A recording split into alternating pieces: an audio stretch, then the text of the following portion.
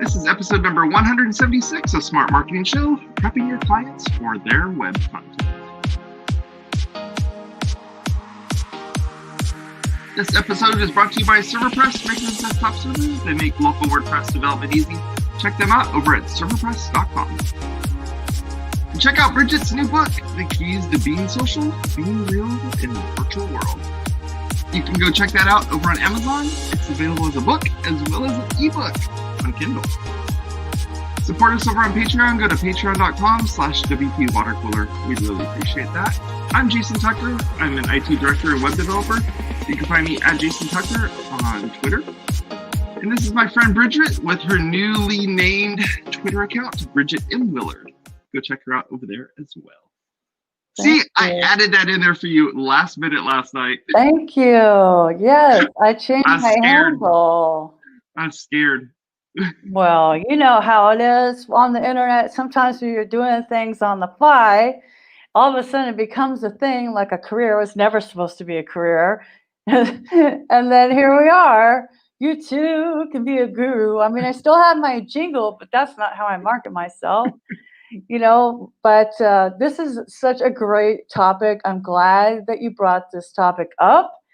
I have been passionately tweeting, especially since I launched my ebooks, my content planner, and my small business book. Like, I have a code for web developers to get 50% off of that, by the way, if you go find my tweets or whatever. I just tweeted it out earlier today. But like, seriously, give these to your clients. Give it to you could download it once. I'm not like a plugin. You can download it once and make it as many copies in the Xerox room as you want. And give it to as many clients as you want. Because lorem ipsum is such a liar. Yeah. I mean. It doesn't rank well. You have to launch with words. You have to, and not just launching, but there are some main things just to kind of like frame in my brain. What I really want to touch on is showing the site to a customer for approval, getting paid, and launching with words. Like, those are three main reasons why you want to insource or outsource with a web copywriter. Mm-hmm. Yeah, I'll tell you, and I texted you about this, and I don't remember the exact words that I used at the time, and it's early for me, and it's like midday for you. Just kidding.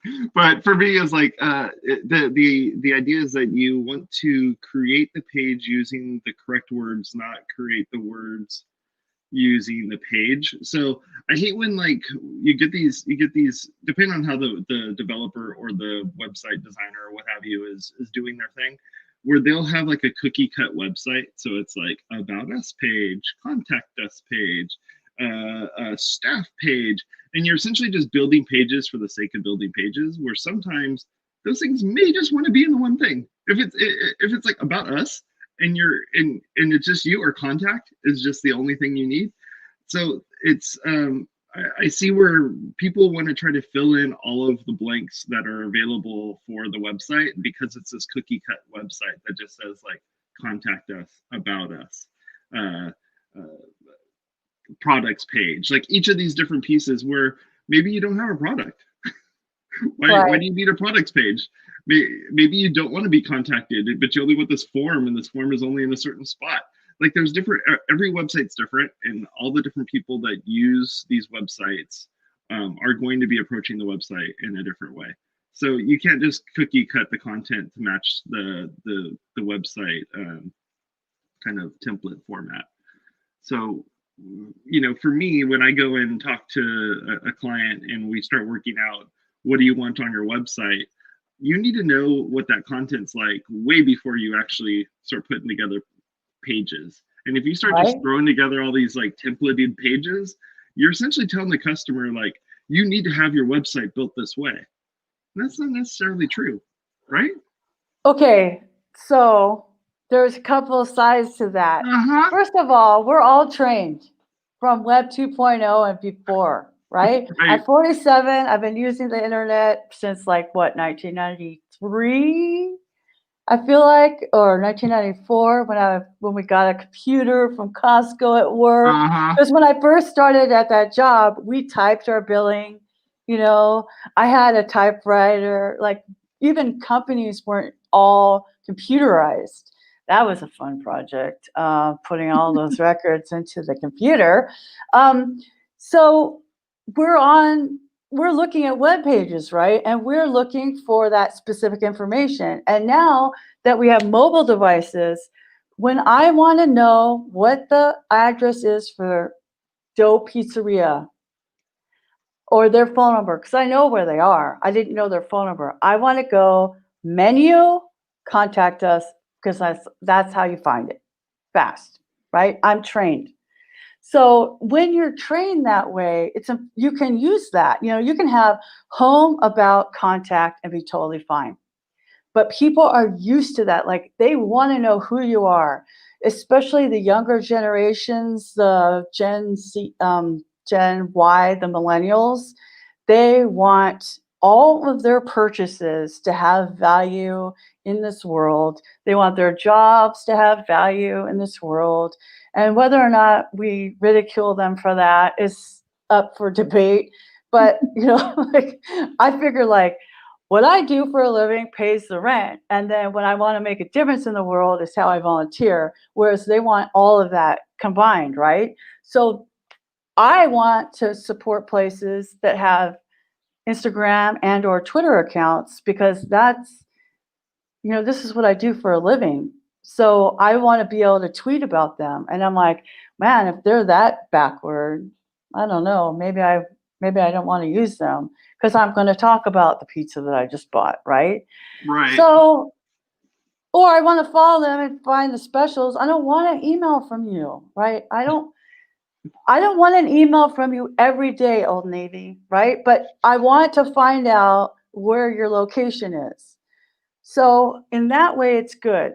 The problem I see with the people I know that build websites and regular people who don't realize that a website and a blog are the same thing is that you're driving around the neighborhood with the $18 million homes in Dana Point, which is called the Strand, right?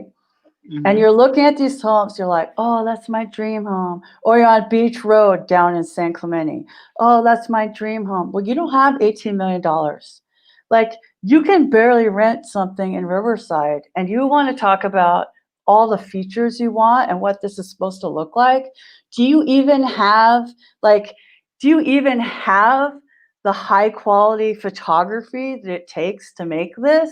And do you have the budget that it's going to take to make sure that this is accessible? Like you are just this, be that and accept it. But just like touring model homes, people can't see themselves in that. So you can show them a theme, right? Or you can say, this is even worse.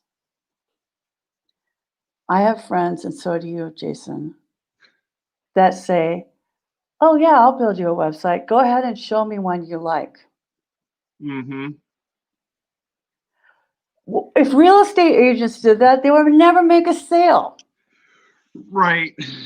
Right. I think when we do that give me something to work off of type of thing, it's because of the fact that the people that are doing those initial conversations with the customer, they don't know how to interact with the customer to get like the right information out of them. They're just like, give me an idea, like who's your competitor?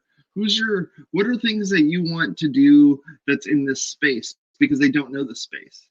But if you were the developer designer that's going to be building the website, if you were Bridget and they were a construction customer, or if they were one of your key current customers that you have, like that in that same arena, you would know exactly what they need to be. Like you would go like, oh, construction. You need to know, like, do you have a budget for this? Do we need to get the permits for you? Like whatever all the pieces are. Again, I don't work in that space, so I don't even know how to begin with it. But you need to know all those pieces and get all those pieces together so people can look at it and go like, I get it now. Right. This company actually knows what they're doing. Like for instance, me, like I was looking for a company to do the electrical work at my house. I apparently need to find one to do my internet work as well. But with our electrical work, I needed to find. I've never done electrical work. I don't know anything about it. But I needed to find like, do I need a permit for this? What type of permit do I need for it? Am I the one that's supposed to pull the permit or not? Once the permit's done, how do I actually get an inspector to come out and take care of it? But all those things should be laid out on that website. So if you go to the electrician's website and you get to the spot where it's like, I want to hire an electrician, and they go like residential or commercial. Commercial doesn't care. Commercial says like, here's the money, we're going to net 30, 90 you or whatever, and you're done. We're on a residential side, we need more handholding, and I need more information to kind of be explained to me so I can figure this out. And just like you said, this generation wants more of that information up front. Right. I mean, that's part of how you go about answering that question. But I will tell you, if you're in California, yes, you need a permit. As the owner builder, you can pull the permit yourself, but usually the electrician will pull that permit. Yeah. You may need the drawings. You probably Right. need drawings, and they will pull that permit. And I know, like I was texting you, yes, I know you need a new. And mine's all done. I did all the things, Right, but I had to research all and those then things you have to have off-site. it signed off. You have to call the city. You need to keep a copy of that. Blah blah blah. Right. Right. But that is why you're hiring the experts. So we as web developers, and I say we lightly. I mean, I have taken classes. I can build a website. You don't want me to though, but we know better. This is where Steve Jobs got it right. Look, here's the iPhone. You get 3 choices. It's not Henry Ford. You can have any color you like as long as it's black, but it's pretty close. Choices are the worst thing. You do not want building homes, 3 model homes. How many iPhones are there? 3, right? People like odd numbers. 3 is enough. It feels like you have some price anchoring, right? So if I were building websites for a living, which I could very well do and advertise and then outsource to my friends, I don't have to do the building, right? Tons of people come to me and they're like, oh yeah, I do this. And then somebody's like, well, I do it for 1,000. I'm marking that up to 2,000 and then I'll pay you on the side. I could do that. I could do that starting right now if I wanted to, right? But you still need the words. So what I would do is I would say, you have 3 different choices. You can have 2020, 2021, or 2020, or not 2019, whatever, it doesn't matter. And then if you want to or you can have Beaver Builder theme, and then I'll throw it up on there. But what I want to know is what's important to you, because, is the navigation up here and the navigation down here? Does it matter? How many people are really going to be on their phone anyway? We're distracted by what light fixture we need instead of realizing maybe we don't even need light in there. Maybe we need words. Okay, so anyway, a skylight, right? Or several skylights because it's more energy conscious. So the thing is that when and this has been a discussion in WordPress, and I actually contributed by editing pre-written content that's loaded on themes going back to 2016, I think we did. But so that's the thing. You need to imagine your content there, okay? And in order to imagine your content there, you need to hire a writer, okay? So one of the things I always hear from our friends is, well, I can't launch the website because I'm waiting on the client for content. No, never do that. Okay, so I think it was Jennifer Bourne that said, if she's waiting for you in the contract, she'd be like, okay, well, you're on the back burner and it costs this much money to get to the front. I mean, that's another way to do it too. But when I was working for the advertising agency, we didn't do it that way. We said, we're building it. We're writing the words. You can give us words if you want to. We're going to charge you for interviewing your employees. We're going to have content writers. This is part of the SEO budget. We're going to release this 5-page website. You're going to do the initial approval. We have a contract for a year. And then every month, we're going to add X amount of pages. And we're going to allow your website to be built organically. So it's your job as a web professional, as a web developer, to educate the client that this is not a brochure. This is a living, breathing representation of your business online. And it should not be, it's built, it's done, ever. So you need to add words to it because that's what people want. That's what's important for voice search and everything like that. So one of these other clients I work for as a vendor, ironically in roofing, is that they have this giant client onboarding spreadsheet. So the client has to fill out all the spreadsheet. But spreadsheets are good for databases and accountants. They are not good for people. And so half the time when I'm in there, even the stuff I get from the clients isn't written out, or they're like, well, go see our website. And then I'm like, well, the project manager dropped the ball on that, didn't she or he? Right? So I created a tool that you can copy to your own Google Drive that you can send to your, you can brand it however you want. It's at bit.ly/Bridget Web Questions. That talks about all the kind of prompts people. Like if I, as the writer on this project, had all the answers I ever wanted to be able to do the home page, the about page, and the contact us page, to do those 3 pages, these are the questions I would want answered from the client. Then I would write the web content for that template, whatever template was chosen. Then you give it to your client, they approve it, and then you get paid. Okay? This solves a bunch of problems at the same time. It's mark up your web build so that you can afford to hire somebody like me or somebody in-house to get those words in your theme. Don't wait for them. They don't know, oh, well, I need something for the About Us page. And they're like, but aren't you the one who builds the website? Yes, but I don't write words. I'm just building. Yeah, but aren't you the one that does this? It's like people don't understand the web, so they don't even understand. That's why I love going back to the home, right? If you want to sell your home, a lot of times people take out everything and then it's hard to sell. That's why home staging is so important. People can't imagine. And even my very good client, Kyle Clayton of Team Clayton, he says the worst room is the bedroom because people can't even visualize if the room is big enough for their king size bed. And they always ask, is this room big enough for my king size bed? Right. And that's like what one of the things that Rhonda was saying here is that, and this was way earlier on in our conversation, but I wanted to surface it, is they being the client, they don't understand what your style is for the person who's building the website, for them. You're not going to get the same website from 2 different people. They're all going to be different, and the way that they're going to be designed, the way that they're going to be built internally, any of those things are definitely going to be different. Think of it like a tattoo parlor. Not all tattooists are the same. They're all different, and each one has a different style. Some people are really good at faces. Some people are really good at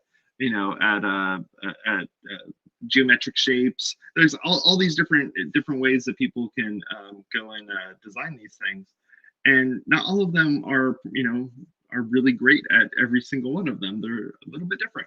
So with this, especially when you're talking about the word side of it, even the way that the writer is going to be writing this, especially if you go and outsource a writer, if the writer's going to write this in a different way. You have some that are going to be writing it in a way that's as if the owner of the website is like speaking to you, or sometimes it's just going to be very dry.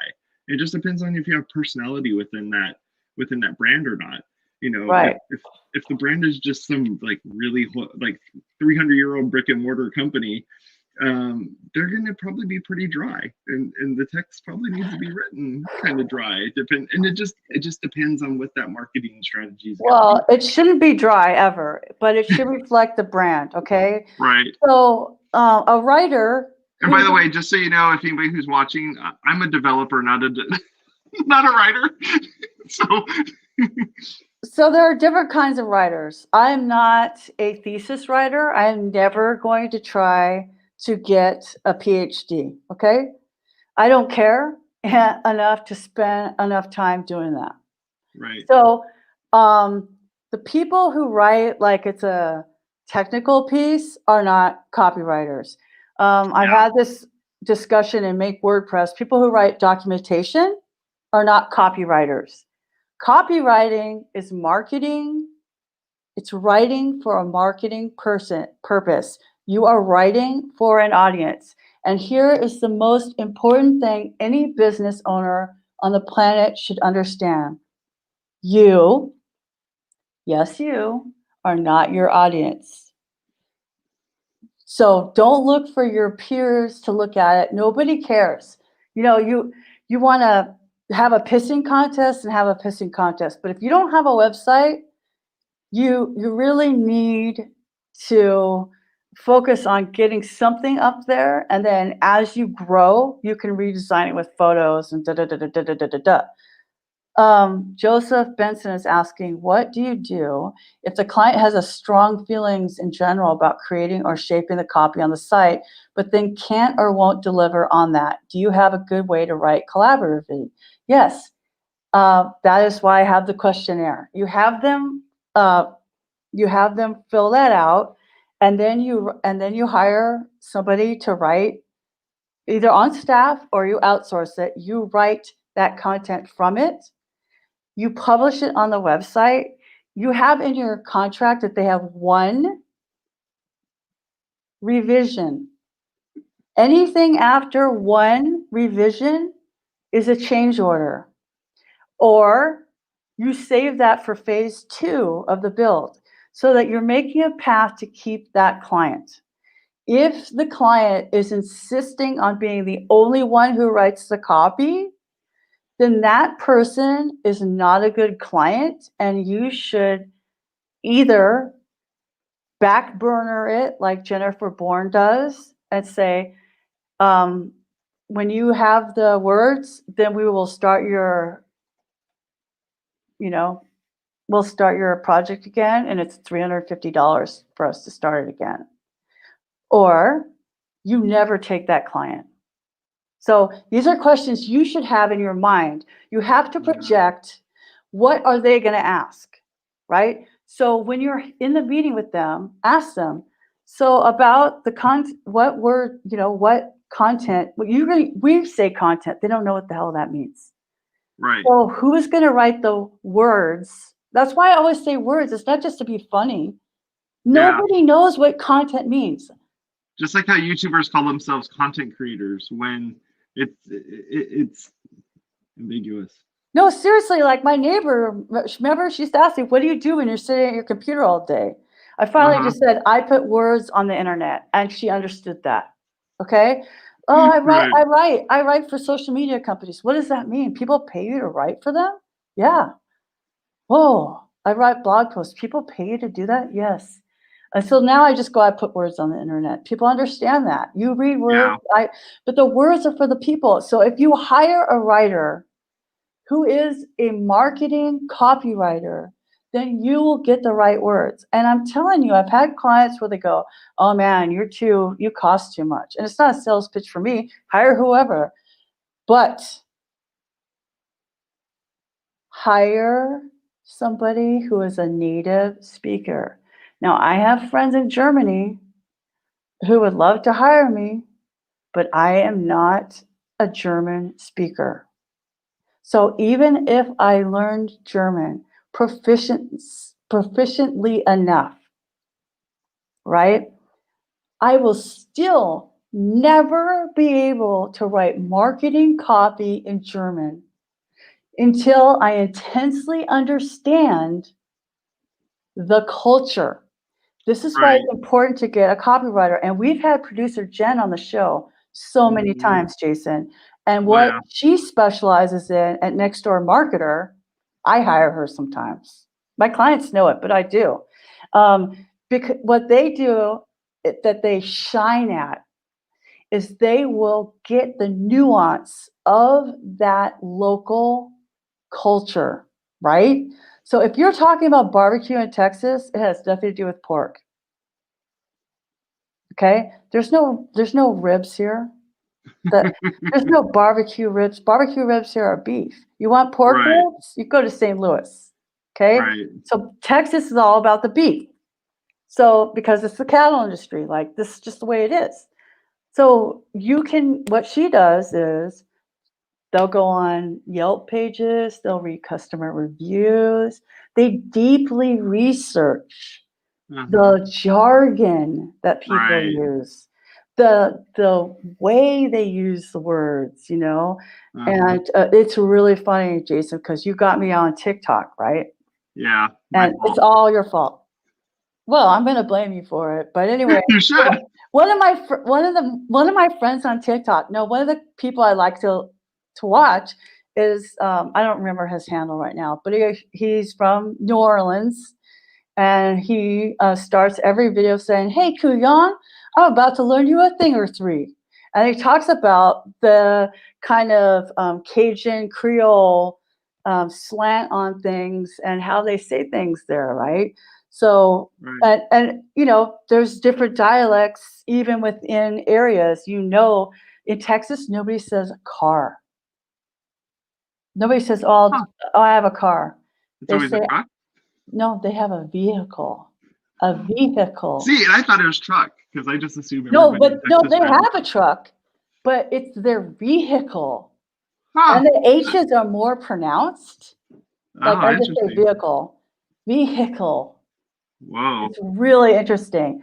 So like that would be, so if I was writing for a mechanic in San Antonio and I said, bring your car in today, it's not wrong, but Right. bring your vehicle in. So are they vehicle salesmen? We're probably car salesmen, but I'm just saying what the people say. So why that's important though, Jason, remember, is because of voice Yeah. search. Hey Siri. Right. Right. Hey Yep. Alexa, Yep. where can I get my vehicle inspected? Uh-huh. That's why it matters. So you can hire somebody from the Philippines, and no offense, there's tons of people in the Philippines, they're awesome. But I mean, this one vendor I had hired people from South Africa. And that's Right. fine. Like they're native English speakers, but they're not Americans. Well, they're not So hyper focused and mm, essentially living in that part of, like, even in that part of town, but that right, part of the country. the world, right? Yeah. So like when I was writing for my client in New Zealand, I was spelling things differently, wasn't I? Right? Yeah. Oh yeah, you were. To the point where I was messing up my own tweets. Your S's and your C's got Right? swapped around and all sorts of things. It's Yeah. crazy. And then I'm so impressionable. I picked that up. I'm like, oh yeah, hey Kuyan. I'm about to learn you a thing or three. The thing is that a writer who does that is worth it. And so this client that I'm telling you about actually said, okay, you're just too expensive. I'm glad people pay you that, but it's not in our budget. Okay, let's Right. go for it. Do you, boo? Couple months later, oh my gosh, I will pay you that much just to write the homepage, because that's what clients want to look at, Mm-hmm. right? And that's what they approve. The Yeah. homepage matters. And Oh yeah. it's our job as web professionals to educate our clients. If they want a big giant hero images and pictures everywhere, that's fine. But you need 300 words. You need 300 words that captivate your audience. And, you know, like even Rhonda and I work on my own landing pages, and I did the same thing. I wrote the copy all in a straight thing, right? And then she made the layout and put it in. And then I looked at it a couple of times. I was like, ooh, I don't really like that there. And I edited it. So there was one revision. Right. So do you think that having, going back to the barbecue example, would it be better to hire just outright, if you're going to be building a website for a Texas barbecue, to just hire somebody who's a writer from Texas and just have them do the writing for it? Because I think that sometimes we spend a lot of time, money, and time and money to try to get someone like brought up to speed in order to be able to do, you know, the type of work that they need to do. Right. Wouldn't it just be easier to just say, hey, I'm writing I'm doing this website. I'm doing it for a local barbecue. This place is not just someone that you just kind of drive by and you go, I might stop by there. This is the one that has the line out the door.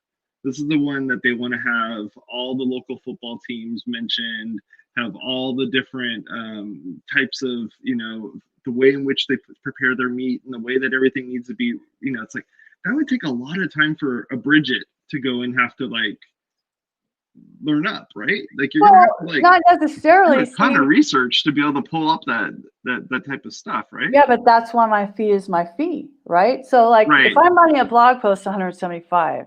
If I'm writing for your webpage, it's 65, because there are less words. But yeah, I'm going to be looking at your social media profiles and seeing what people are saying to you and what you're saying to them. And then from that, a writer is the person who can decipher.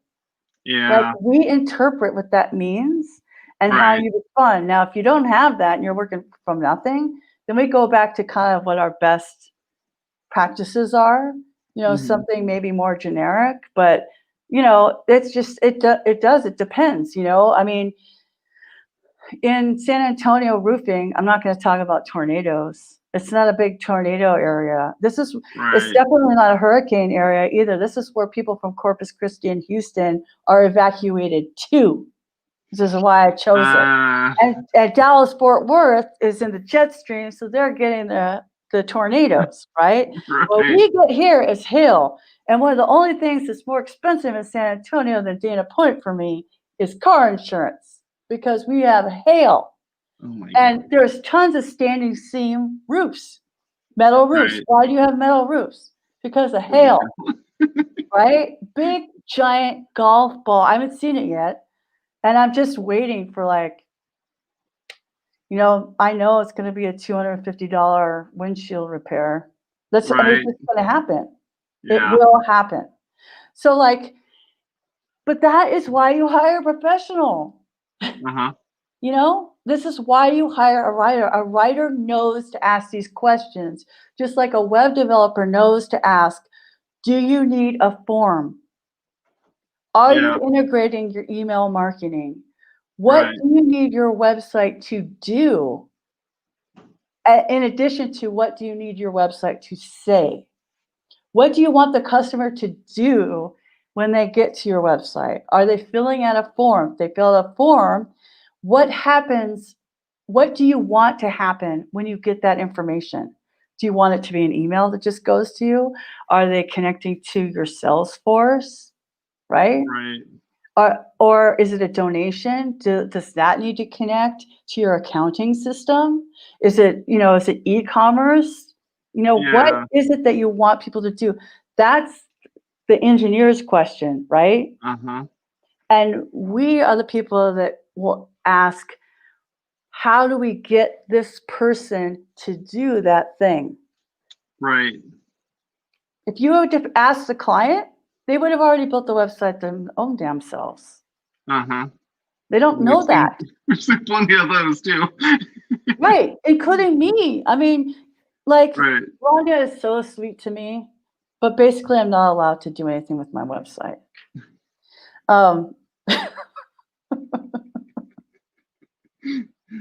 She's furiously typing up a Yes, great amen. I wish response. all my clients were like you. No, but I had to learn. I was my own worst client because you think you could do something. No, let the professionals do it. I mean, have Right. some budget for that. But again, like this is about web developers. What should you do? You should reach out to a writer, somebody you know. There's tons of people. I told you she would say something. There's tons of people you know that write. You Yeah. just don't know because you haven't asked. So think about people in your meetups and in your local area, or tweet out, hey, who's a copywriter? Ask copywriter. Not a technical writer, not a documentation person. Mm-hmm. Who's a copywriter? And I mean, Kitty Lusby is bomb at web page content. Jen Yeah. Miller is bomb at web page content. Robert Nissenbaum, bomb at web page content. I mean, We'll have that links. We'll put links in the show notes for these folks because yeah, of course. I'll put links in there. But what I'm saying is like that's legit, right? And I'm really good at articles. I'm better at articles. I can do web copy. Of course I can do web copy. But right. there are people that are super good at it and they're usually booked up. So have like 3 people you can find that can work on projects with you. Ask them what their lead time is. Ask them what their prices are. If they charge per word, do not hire them. I'm sorry, but the thing is that when it comes to web copy, it's about editing more, it's about cutting more than adding. You're not writing an installation of a Christmas carol that's out in a magazine every week and getting paid by the word, right? We don't want, we want brevity. We want it to be concise, and we want it to say exactly what you mean in a way that is important to the person reading it. Mm-hmm. So yeah, I would also add that when you have them doing this writing, to have them do all of the open graph writing as well. Having the title be correct, have the actual description within the open graph information be correct. These are things that people are they don't show up on the website, but they show up everywhere else. So anytime that stuff gets shared someplace, that content needs to draw those people into the site.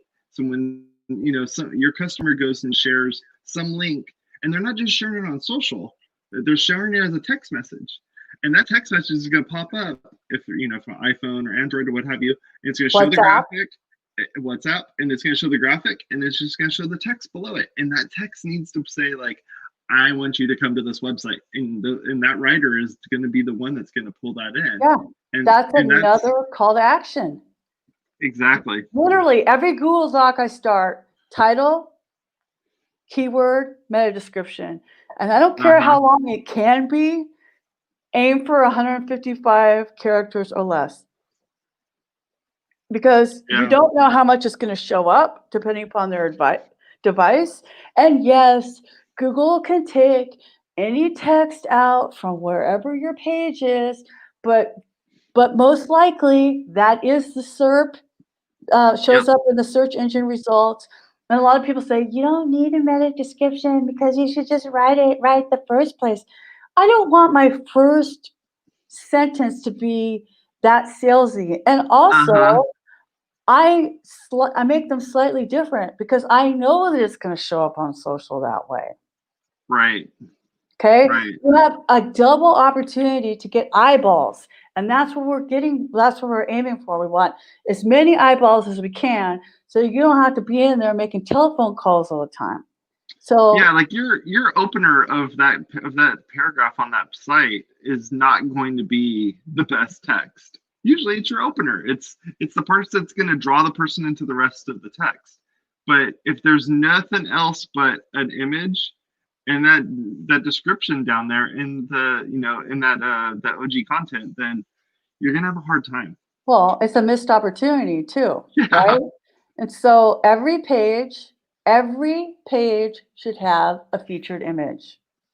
Yeah. And every page should have a meta description. And I don't care if you don't like Yoast or whatever. Use an open graph plugin. Make that standard on your builds. Don't wait for the customer to ask for it. They don't know. And by the way, since I'm ranting about things web professionals don't do correctly, can I mention something about staging? Oh my gosh, yes.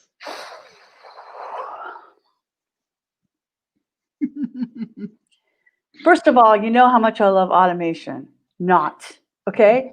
But if you are using especially WP Engine, this happens all the time. I see it all the time. And you copy a website over, or you put a website in staging, turn off the social sharing plugins immediately, Please. especially if it's Jetpack with Publicize. Because you don't even know how many times I see tweets that say .wpengine.com. And I'm like, this is from a staging site. And they're like, oh no, it's not.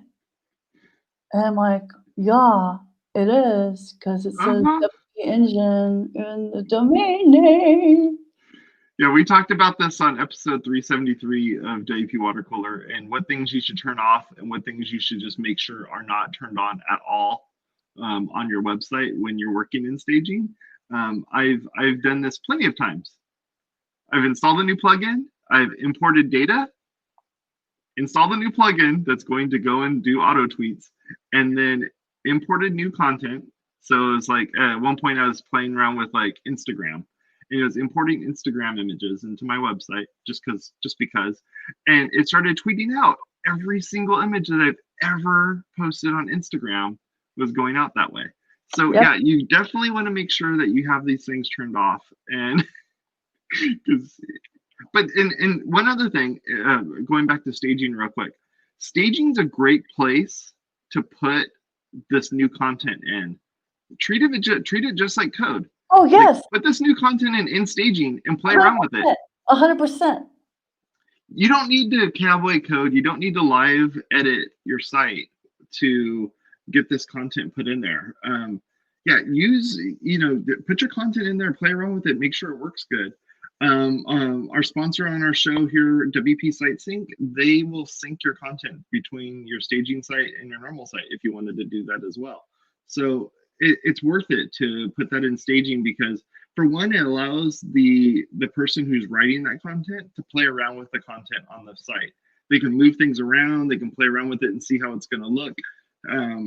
Should this be an H2? Should this be an H3? How's it going to look when it goes to the search engines? Like, all of those things are things that could be looked at. Oh my God. Also about headings. I don't care who you are or what they look like. They should be in logical order for screen readers, for SEO, for everything. You don't even know how much dollars people have paid me to refix H2s, H3s, H5s. It has nothing to do with the font size. You don't like the font size, then go back to your designer. But don't do that. Do not do that. Oh my God. I mean, ideally, if you can hire a designer in the beginning, like we had the episode with Rhonda and the empathy map, then you have a branding person who's going to get that whole flavor for you, and that whole like nuance, and that will inform the copywriter. You should give the copywriter as much information as you have so they can write it correctly. And I told people on Twitter that if they watched almost to the end, they would get a something extra. And I didn't tell them what it was. So this is for you, people on my Twitter account who actually are here at the 44-minute mark, right before the tool tip of the week.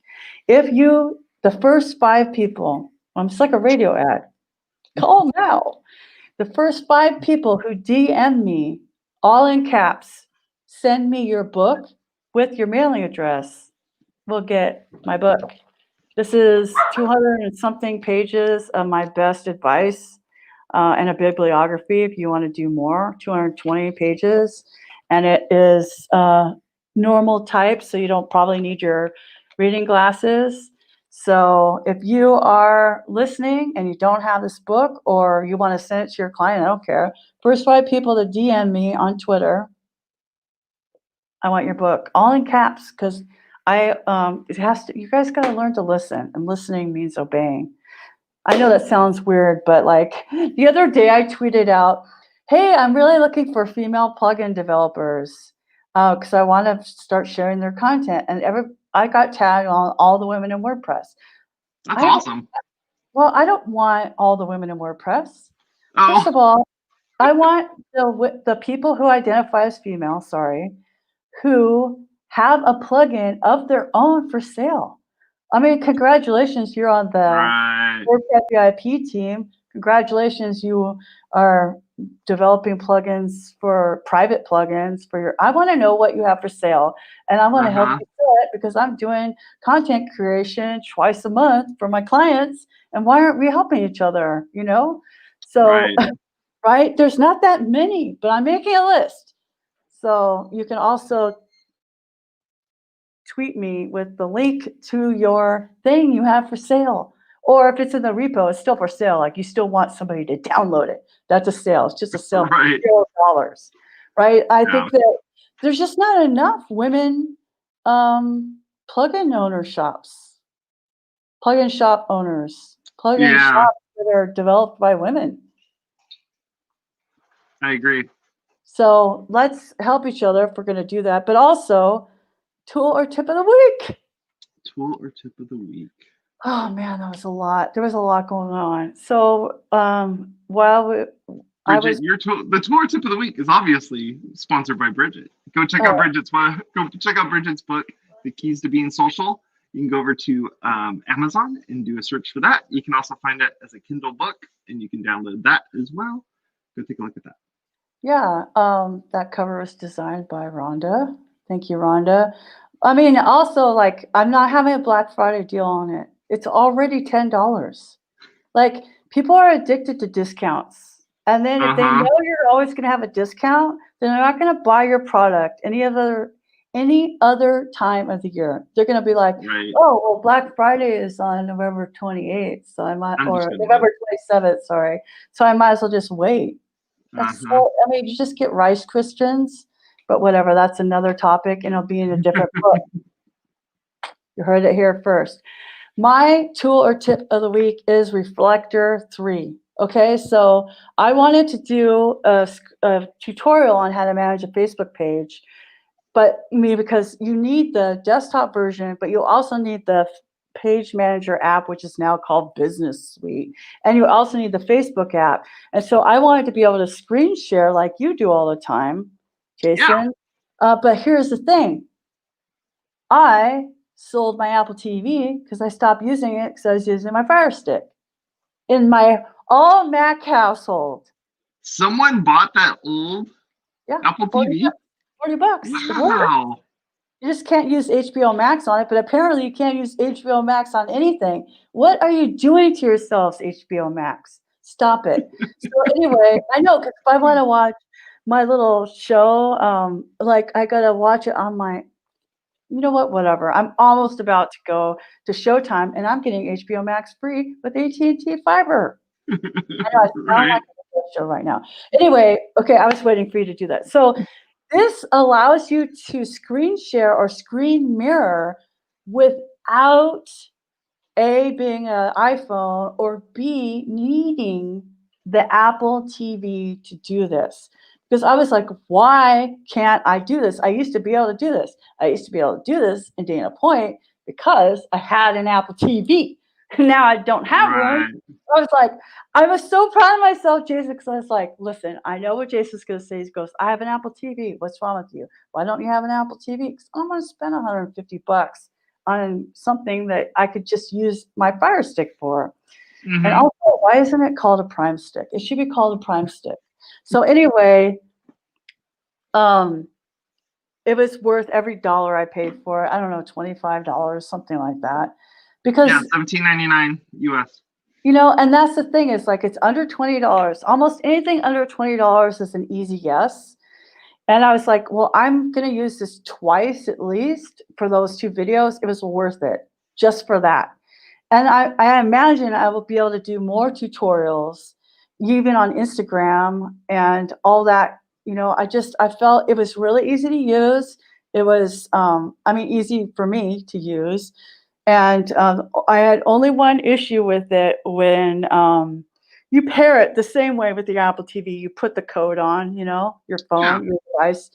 But the thing is that it did kind of, you know, disconnect in the middle of a tutorial, but whatever, you know, it doesn't Oh, matter. But the thing is, there are certain things you can only do on your phone, or you only do it a certain way on your phone. And so you have to be able to show people things that way. And it's just helpful. So, plus, you know, if I wanted to watch HBO Max on my app, I could just put it to my desktop. I mean, bad example because I just go to HBO Max on the browser, but you right. get what I'm saying. Yeah. What's nice about this one is you can have multiple devices connect to it at the same time. So if you wanted to have, you know, have your two different phones be displayed on the screen, if you're comparing between Android and iPhone or whatever, it would show it up on the screen as both of them. Um, the other one that I really like about this one, and I've played with about 4 or 5 different ones of these, and I've bought them all, so I have copies of this one as well as all the rest of them. What I really like about this one is this thing over here where you can use the device frames. So that actually puts the frame of the device on the screen. So when you're showing it, it doesn't look like some like weird floating window, Right. but it actually looks like the you know the Yep. device itself. So you can see how the device itself gets displayed there. So that's super helpful and really, really nice because it shows that this thing is an an iPhone or an Android or whatever, and you're trying to display it on the screen.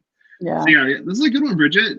You found a great resource to be able to kind of make this all happen, and for under $20, that's perfect. Yeah. Yeah. You know, and the thing is, like when you're searching around for stuff, I mean, I knew screen mirroring. So look, a wireless screen mirroring application.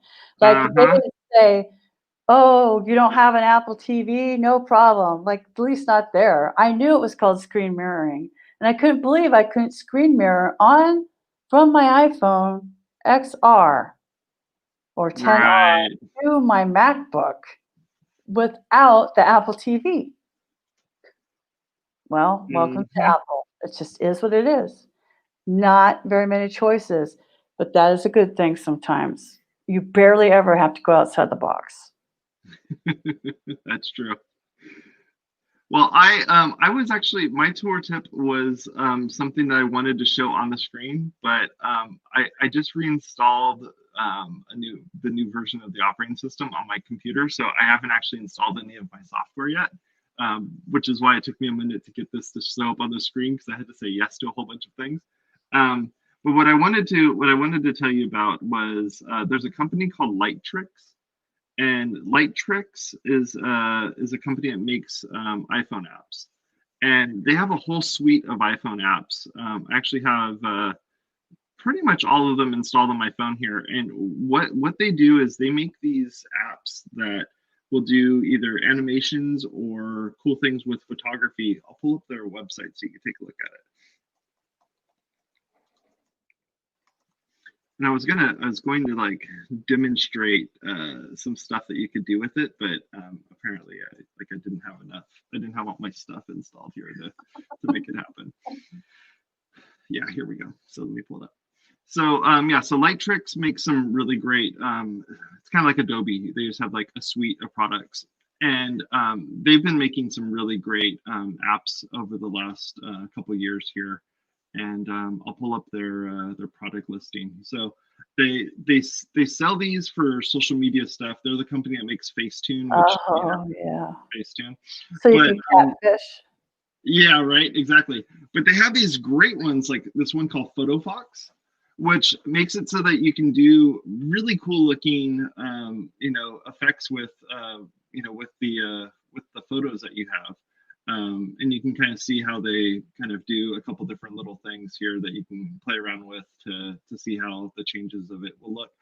The one in particular that I've been using quite a bit is their video editor, and this Video Leap is great because if you have access to a green screen, you could do cool stuff like that. But you can do video editing right off the phone.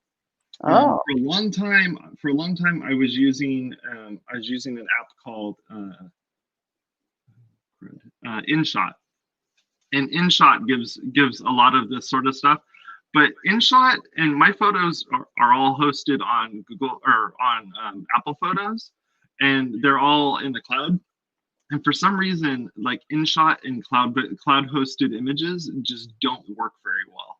So with Video Leap, it's been working really well. I've been doing a lot of my video editing using this. If I'm going to be posting something onto to Instagram or what have you, I'll use Video Leap to do that editing. They have a app that does kind of the same sort of thing with like Quick Shot, where you can take photos and then make quick little changes to them. And then this looping one is just the coolest because you can do all these really neat looking changes to your photos. If you wanted to make something spin that doesn't actually spin, you could do that. If you wanted to make it look like the sky's moving in your photos, it'll do that. Right. That's right. If you want just like particles flying around, or this is just a static image that they made look like it's moving when it really oh man, it's almost giving me seasickness. Yeah, it's pretty cool. So they have a whole bunch of other apps as well that they've been kind of putting out there. But yeah, the first one was the one with doing Facetune. out here. Yeah, Facetune. And if you know that the type of stuff that they're able to pull off with Facetune, you can see that they can pull off some amazing stuff with other things as well. So something to play around with and take a look at and see if any of their apps work for you. They do have a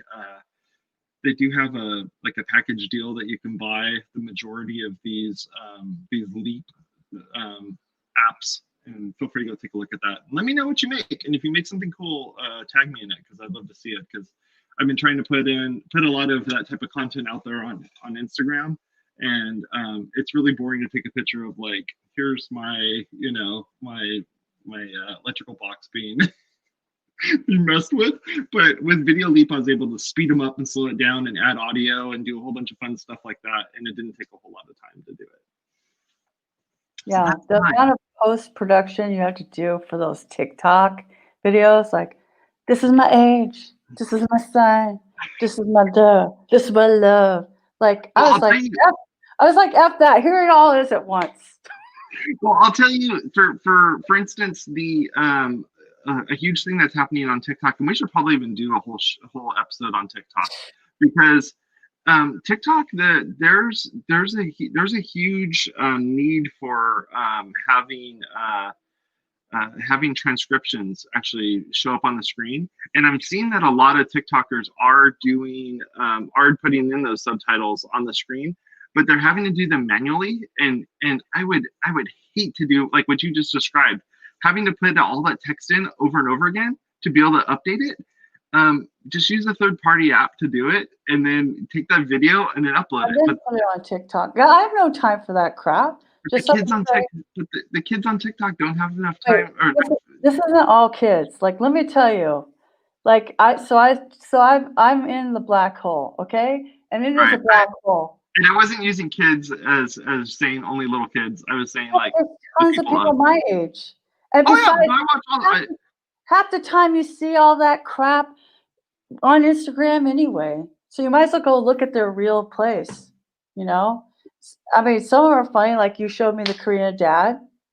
Hi, I'm your Korean dad, But like I love the duets. I just did a Kirk Franklin duet, a couple duets that this guy just randomly saw. Like, you can, if you're missing karaoke like I am, like there's people that are actually singing. Right. I'm not doing all that dancing stuff. The dancing stuff is so much post-production. I don't have time for that crap. Oh, yeah. But if you wanted to, you could use Video Leap to add some backgrounds to it. Oh, for sure. And then like do that dance. Right. So I do have one thing, since we have like a half minute here. So one thing with that Video Leap, and I may end up actually doing a little bit about video editing at some point, is the one thing that was really cool about that Video Leap system is that you could actually record a video that is horizontal for YouTube. And then in Video Leap, you could tell it to make it a vertical video and follow the person around on the horizontal plane. So you're actually being able to repurpose the video that you made already. So we may end up doing something like that. I need to talk to a couple of folks that do video stuff and have them come on the show, and we can kind of work through some of that. But really interesting stuff that you can do with it. Man, I wish we could get the Hey Kuyon guy on, because he's just a dad. You know, he's just a normal person with a daughter that's like a teenager, and he'll like, they just do this stuff, and people are like sending them presents and stuff. They're like YouTube stars, but on TikTok. Nice. You know, I mean, it is like, I could see as a business, it could be fun, but for me, I was just like, okay, fine. I'll dive into it. Well, Bridget, thanks for coming on the show, as always. Thank you all for interacting with us in our chat. We really appreciate it. Here's our outro. Have a good rest of your day. Bye-bye. If you want to support us on Patreon, go to patreon.com/WPWaterCooler. You can help us out over there. Here's the fine folks that have helped us out. We really appreciate that. We'd love to have your name list added to this list. That'd be great. If you want to take a look at the other shows that we have on the network, feel free to do that. Go over to wpwatercooler.com/subscribe, where you can learn how to subscribe to this and all the other content that's there as well. We're a podcast. If you're not aware, we are a podcast. Go over to wpwatercooler.com/subscribe to learn about that. Talk to y'all later. Bye-bye.